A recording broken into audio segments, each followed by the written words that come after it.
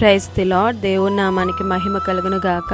ఈరోజు దేవుని వాగ్దానము, సుగంధ తైలము కంటే మంచి పేరు మేలు. ప్రసంగి 7వ అధ్యాయం 1వ వచనము.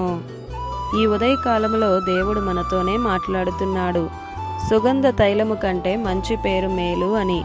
ఒంటికి వాడే ఎన్నెన్నో సుగంధాలు వాడినా అది కొంత సమయమే ఉంటుంది, కానీ మంచి పేరు జీవితాంతం ఉంటుంది.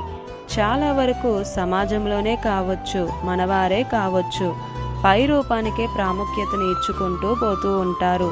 జీవిత సాక్ష్యం ఎలా ఉందోనని దాని పక్కన పెట్టేస్తున్నారు. గొప్ప ఐశ్వర్యము కంటే మంచి పేరు కోరదగినది. నువ్వు ఎంతటి గనుడవైనా, ధనవంతుడవైనా మంచి పేరు లేకపోతే నీకు ఎన్ని ఉండి ఏమి ప్రయోజనం? వ్యర్థమే కదా. మంచి పేరు కలిగి జీవించి చూడు, నీ హృదయం ఎంతో సంతోషిస్తుంది. మంచి పేరు, మంచితనం కలిగి యథార్థముగా జీవించేవారు కావాలనే దేవుడు కోరుకుంటున్నాడు. పరిశుద్ధ గ్రంథంలోనే ఎంతో ఆస్తిపరుడు నాబాలు, కానీ అతని స్వభావం మొరటివాడిగా, దుర్మార్గుడిగా అని బైబిల్ చెప్తుంది. ఎన్ని ఉండి ఏమి లాభం? మంచి పేరు, సాక్ష్యం అనేది లేకపోతే దేవుడు కూడా ఈరోజు నీకు మంచి స్వభావాన్ని కావాలని కోరుకుంటున్నాడు.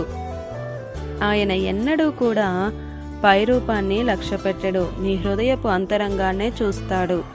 ఆలోచించు ప్రియ సహోదరుడా, సహోదరి. భక్తులైన కొర్నేలి, తిమోతి, కాలేబు వీరందరూ మంచి మనసు, మంచి పేరు కలిగి జీవించారు. ఒకవేళ నీవు మంచి పేరు కలిగి జీవించాలని కోరుకుంటున్నావా? అయితే తప్పకుండా దేవుడు నిన్ను ఏర్పాటు చేసుకుంటాడు. నేను దీవించబడాలి, హెచ్చింపబడాలి, ఉన్నతముగా ఉండాలి అని కోరుకుంటున్నావా? మంచి పేరుకు ప్రాధాన్యత ఇచ్చి చూడు. ఎన్ని సుగంధాలు వాడినా ఏమి ప్రయోజనం? నీ జీవితంలో మంచి పేరు లేకపోతే మంచి పేరు కలిగి జీవించు, నీకు మేలు కలుగుతుంది అని వాక్యం సెలవిస్తుంది.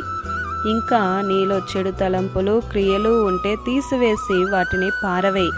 దేవునికి అనుకూలముగా జీవించి సాక్ష్యపు జీవితం కలిగి ముందుకు వెళ్ళు. ఆయన కనుదృష్టి నీపైనే ఉంది.